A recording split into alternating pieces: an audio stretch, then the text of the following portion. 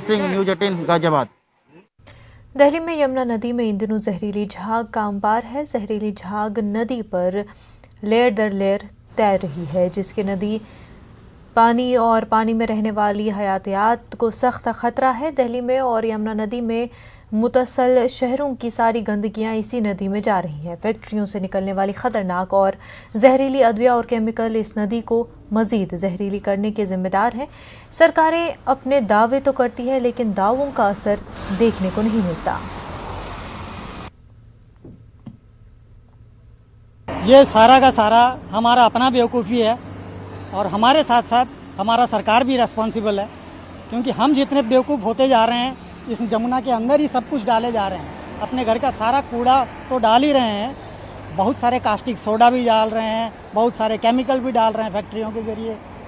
इस चीज़ को हम भी नहीं रोक पा रहे हैं और सरकार भी नहीं रोक पा रही है, जिसकी वजह से इसकी सबसे बड़ा दूषित परिणाम जो निकल रहा है वो हमें ही मिल रहा है, क्योंकि इसी से जो खेती हो रही है, सब्जियों की खेती और बहुत सारी चीज़ों की खेती हो रही है, वो सारी की सारी उसको हम खा खुद रहे हैं और जिसकी वजह से हम खुद बीमार हो रहे हैं। आज इस पानी में इतना ज़्यादा कैंसरियस एलिमेंट आ चुका है कि हम जो भी खा रहे हैं वो सारा का सारा हमारे बॉडी में जा रहा है और हमको बहुत ज़्यादा नुकसान पहुंचा रहा है।